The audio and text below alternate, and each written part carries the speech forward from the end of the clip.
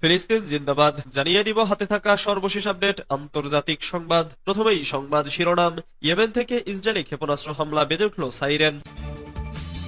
এরপর জানিয়ে দিব আমাদের সেনাবাহিনী অসহায় বললেন ইহুদিবাদী সামরিক বিশ্লেষক। এদিকে পোপ ফ্রান্সিসের মৃত্যুতে হিজবুল্লাহ ও হামাসের শোক। আরো জানিয়ে দিব রাশিয়া নিয়ন্ত্রিত এলাকাগুলোর অনানুষ্ঠানিক স্বীকৃতি দেওয়ার প্রস্তাব করল যুক্তরাষ্ট্র। সর্বশেষ জানিয়ে দিব কাশ্মীর হামলার পর পাকিস্তান সেনাপ্রধানের পুরনো বক্তব্য ফের ভাইরাল। এতক্ষণ শুনছিলেন সংবাদ শিরোনাম, এবারে বিস্তারিত। ইয়েমেন থেকে ইসরায়েলে ক্ষেপণাস্ত্র হামলা, বেজে উঠল সাইরেন। ইয়েমেন থেকে ইসরায়েলে ক্ষেপণাস্ত্র হামলা চালানো হয়েছে। ইসরায়েলি সামরিক বাহিনী জানিয়েছে ইয়েমেন থেকে ক্ষেপণাস্ত্র হামলার কারণে হাইফা, কিরিয়াত আতা এবং পশ্চিম গ্যালিলি সহ উত্তর ইসরায়েলে বিমান হামলার সাইরেন বেজে উঠেছে। খবর আল জাজিরার। ইসরায়েলি সামরিক বাহিনী এক বিবৃতিতে জানিয়েছে তারা বিমান প্রতিরক্ষা ব্যবস্থা সক্রিয় করেছে এবং ক্ষেপণাস্ত্রটি সফলভাবে বাধাগ্রস্ত করেছে। ইয়েমেনের বেশিরভাগ অংশ নিয়ন্ত্রণকারী হুথি বিদ্রোহীরা ইসরায়েলের ওপর বেশ কয়েকটি ক্ষেপণাস্ত্র হামলার দাবি করেছে। এর মধ্যে রয়েছে প্রধান বেনগুরিয়ন আন্তর্জাতিক বিমানবন্দর। গাজায় সংঘাত শুরুর পর ফিলিস্তিনিদের প্রতি সংহতি প্রকাশ করে ইসরায়েলে হামলা অব্যাহত রেখেছে হুথি বিদ্রোহীরা। এর আগেও ইয়েমেন থেকে ইসরায়েলে হামলা চালানো হয়েছে। চলতি বছরের জানুয়ারির মাঝামাঝি সময়ে শুরু হওয়া ইসরায়েল হামাস যুদ্ধবিরতির কারণে হামলা বন্ধ রেখেছিল হুথিরা, কিন্তু গত মার্চ থেকে ইয়েমেনে যুক্তরাষ্ট্রের ভয়াবহ হামলার পর তারা আবারও ক্ষেপণাস্ত্র ও ড্রোন হামলা শুরু করে। এদিকে ফিলিস্তিনের অবরুদ্ধ উপত্যকা গাজায় যুদ্ধবিরতি নিয়ে আলোচনায় অগ্রগতি না হওয়ায় গভীর হতাশা প্রকাশ করেছেন কাতারের প্রধান মধ্যস্থতাকারী মোহাম্মদ আল খুলাইফি। শুক্রবার 19 এপ্রিল ফরাসি বার্তা সংস্থা এএফপি-কে দেওয়া এক সাক্ষাৎকারে এই হতাশা প্রকাশ করেন তিনি। আল খুলাইফি বলেন, গত এক মাস ধরে ইসরায়েল পুনরায় গাজায় সামরিক অভিযান শুরু করার পর আলোচনা থেমে গেছে, কোনো সমঝোতা হয়নি। আলোচনার গতি নিয়ে আমরা স্পষ্টভাবে হতাশ। এটি অত্যন্ত জরুরি একটি বিষয়, কারণ প্রতিদিন মানুষের জীবন ঝুঁকির মুখে পড়ছে। আমাদের সেনাবাহিনী অসহায় বললেন ইহুদিবাদী সামরিক বিশ্লেষক। গাজা উপত্যকায় ফিলিস্তিনি প্রতিরোধ চ্যানেল মোকাবেলায় ইসরায়েলি সেনাবাহিনীর সামনে যে কঠিন চ্যালেঞ্জ রয়েছে তার দিকে ইঙ্গিত করেছেন ইসরায়েলি এক সামরিক বিশ্লেষক। পার্স টুডে আরো জানিয়েছে ইহুদিবাদী সামরিক বিশ্লেষক অভি আশকেনাজি ফিলিস্তিনি প্রতিরোধ চ্যানেলের বিরুদ্ধে ইসরায়েলি বাহিনীর তৎপরতাকে চামচ দিয়ে সমুদ্র সেচার মতো বলে মন্তব্য করেছেন। তিনি গাজার যুদ্ধকে ইসরায়েলি বাহিনীর জন্য একটি জটিল চ্যালেঞ্জ হিসেবে উল্লেখ করেছেন। তিনি ইহুদিবাদী সংবাদ মাধ্যম মারিবকে আরো বলেছেন, গাজায় এখনো হাজার হাজার সুড়ঙ্গ চিহ্নিত করা যায়নি। আপনি যেখানেই পা রাখবেন সেখানেই একটি সুড়ঙ্গ রয়েছে। প্রাথমিক অনুমানের বিপরীতে হামাস এখনো তাদের যুদ্ধ ক্ষমতা বজায় রেখেছে এবং তাদের বিশাল বাহিনী রয়েছে।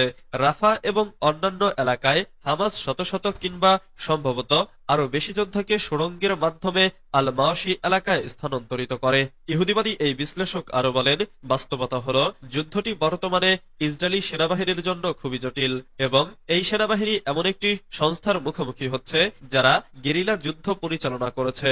তিনি আরো বলেন, হামাস যোদ্ধারা সুড়ঙ্গ থেকে বেরিয়ে এসে গুলি চালিয়ে আবার চলে যায় এবং এই ঘটনা দিনে অনেকবার ঘটে। এজন্য সামরিক বাহিনীর সতর্কতা প্রয়োজন। কিন্তু প্রশ্ন হলো, তাদের পক্ষে কি সবসময় সজাগ এবং জাগ্রত থাকা সম্ভব? জানিয়ে দিবেন কমেন্ট বক্সে।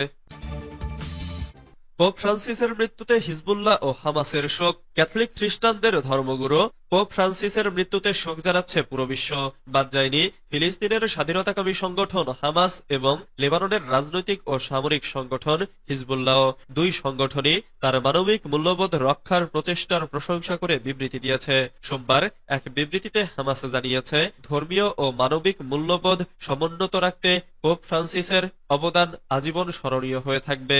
তিনি বৈষম্য, বর্ণবাদ ও আগ্রাসনের বিরোধিতা করেছেন এবং গাজায় ফিলিস্তিনি জনগণের বিরুদ্ধে সংগঠিত যুদ্ধাপরাধ ও গণহত্যার স্পষ্ট প্রতিবাদ জানিয়েছেন। বিবৃতিতে হামাসের পক্ষ থেকে শোক প্রকাশ করে পোপ ফ্রান্সিসের নৈতিক ও মানবিক অবস্থানকে শ্রদ্ধা জানানো হয়েছে। সেই সঙ্গে বিশ্বের সমস্ত মুক্তিকামী জনগণ ও ধর্মাবলম্বীদের ন্যায় বিচার, স্বাধীনতা ও নিপীড়িতদের অধিকার প্রতিষ্ঠার সংগ্রামে ঐক্যবদ্ধ থাকার আহ্বান জানিয়েছে ফিলিস্তিনের স্বাধীনতাকামী এই সংগঠনটি।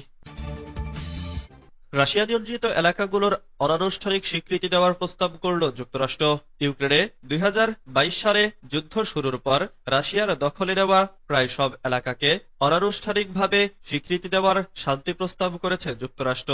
আর এই নিয়ে ইউক্রেনের প্রতিক্রিয়া বুধবারের মতো প্রত্যাশা করেছে ওয়াশিংটন। মার্কিন সংবাদ মাধ্যম এক্সিওস মঙ্গলবার এই তথ্য জানিয়েছে, নাম প্রকাশে অনিচ্ছুক সূত্রের বরাতে। এক্সিওস জানায়, গত সপ্তাহে উপস্থাপিত ওই প্রস্তাবে বলা হয়েছে, যুক্তরাষ্ট্র 2014 সালের পর থেকে রাশিয়ার ওপর আরোপিত নিষেধাজ্ঞাগুলো প্রত্যাহার করবে এবং রাশিয়ার দখলে থাকা খার্কিভের একটি ছোট অংশ ইউক্রেনকে ফিরিয়ে দেবে। প্রস্তাবে আরো বলা হয়েছে, জাপোরিঝিয়া পারমাণবিক বিদ্যুৎ কেন্দ্রকে ইউক্রেনীয় ভূখণ্ড হিসেবে গণ্য করা হবে, তবে সেটি পরিচালনা করবে যুক্তরাষ্ট্র। উৎপাদিত বিদ্যুৎ সরবরাহ করা হবে ইউক্রেন ও রাশিয়া দুদেশেই। এই প্রস্তাবের রাজনৈতিক তাৎপর্য, বিশ্লেষকদের মতে এই প্রস্তাব ইউক্রেনের জন্য একটি কঠিন সিদ্ধান্ত তৈরি করতে পারে। একদিকে যুদ্ধ বন্ধের সুযোগ থাকলেও অন্যদিকে তা রাশিয়ার আগ্রাসনকে কার্যত বৈধতা দেওয়ার শামিল হতে পারে। তাছাড়া ইউক্রেনের সরকার এবং জনগণের মধ্যে এই ধরনের স্বীকৃতিকে মেনে নেওয়া কতটা সম্ভব হবে তা নিয়েও অনিশ্চয়তা রয়েছে। এদিকে রাশিয়া এখনো আনুষ্ঠানিকভাবে এই প্রস্তাব নিয়ে প্রতিক্রিয়া জানায়নি, তবে অনেকের ধারণা রাশিয়ার দিক থেকে এটি একটি কূটনৈতিক জয় হিসেবে বিবেচিত হতে পারে। কাশ্মীর হামলার পর পাকিস্তান সেনাপ্রধানের পুরনো বক্তব্য ফের ভাইরাল। ভারতের জম্মু কাশ্মীরের পহেলগামে মঙ্গলবার ভয়াবহ সন্ত্রাসী হামলায় কমপক্ষে 26 জন নিহত এবং বেশ কয়েকজন আহত হন। মূলত পর্যটকদের লক্ষ্য করেই এই হামলা চালানো হয়, যা প্রায় 2 দশকের মধ্যে দেশের ইতিহাসে সবচেয়ে ভয়াবহ হামলা। পহেলগাম জেলার মনোরম হিমালয় অঞ্চলের একটি জনপ্রিয় পর্যটন কেন্দ্র লক্ষ্য করে এ হামলা চালানো হয়। পহেলগামে সন্ত্রাসী হামলার পর পাকিস্তানের সেনাপ্রধান জেনারেল অসীম মুনিরের সাম্প্রতিক এক বক্তব্য আবারও আলোচনায় উঠে এসেছে। তার ওই বক্তব্যের সঙ্গে জম্মু ও কাশ্মীরের পহেলগামে মঙ্গলবারের সন্ত্রাসী হামলার সম্পর্ক খুঁজছেন কোন ভারতীয় বিশ্লেষক।